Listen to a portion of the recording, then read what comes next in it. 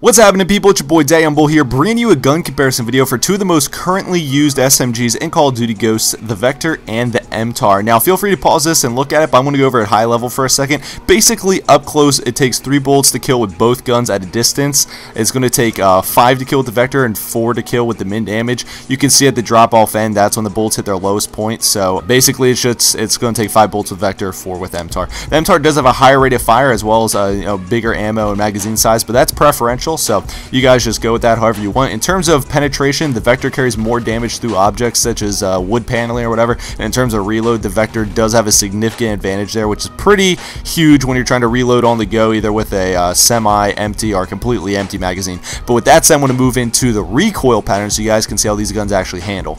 So this stuff is pretty straightforward. As you can see, the Vector naked shoots very tight and vertically hip fire. It's pretty vertical. I'd say it's noticeable. The MTAR is shooting a decently tight oval ADS and just a really tight hip fire overall. In terms of the guns naked, and by that I mean no attachment with no steady aim perk, which would adjust any of the statistics on how they're shooting, I would overall give it to the MTAR. I mean, ADS and hip fire, very tight either way. The Vector, definitely not a bad choice, but, it's got that vertical recoil. So if you're okay with vertical, could lend you to getting some extra headshots. But if you just like a very nice, steady beat, I would definitely go with the MTAR. Now, shooting with the grip, we see that the Vector, it produces a tight circle.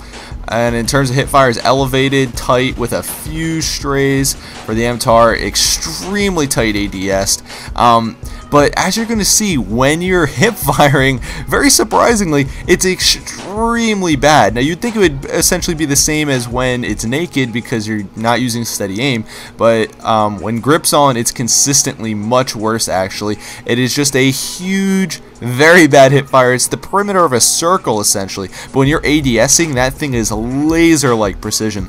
So, are you willing to give up that that hip fire for extremely good ADS? I don't know. That calls up to you.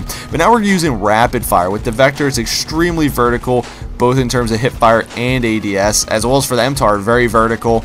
But as you can see with the hip fire, it's very tight, which I was surprised when I did this with hip fire.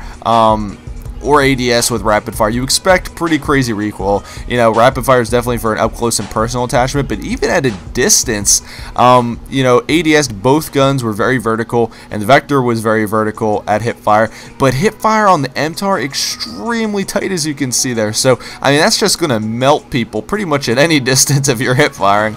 Now with grip and rapid fire, the double duo, for the Vector, it's tight and vertical. With the hip fire, it's got a pretty good spread, but it's vert. For the MTAR, we're looking at it tight with very slight vertical movement ADS, and hip fire, it's very tight with just a few strays. So that's pretty awesome. If you throw a grip on either of these guns, they're doing well, but it seems like when rapid fire is thrown into the mix, the MTAR does perform better overall, and that's pretty awesome. Being able to rock that double combo of the grip and the rapid fire is going to be able to help you get those bullets out much faster, and with really good accuracy. And with the MTAR having such good hip fire, you're going to be in pretty good shape in those up close fights as well as at long distance. Now, right now we're using steady aim, grip, and rapid fire.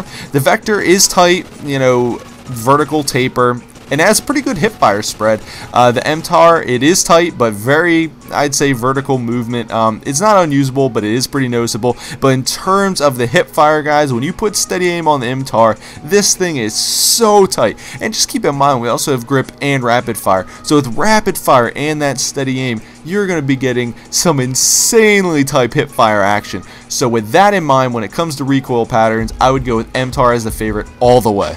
And if you guys are interested, I'm going to put these next 2 charts up for you guys to see. Now, this is the same information that I went over in the beginning of the video on the chart, but this just gives it a more visual representation. So either way, it's 5 bullets at a distance for the Vector, 4 for the MTAR. Either way, it's 3 up close. But yeah, here you go. Just figured I'd throw it in. Anyways, guys, have a great day. Leave me some love on this video, and I'd like to bring you some more gun comparisons in the future. Peace!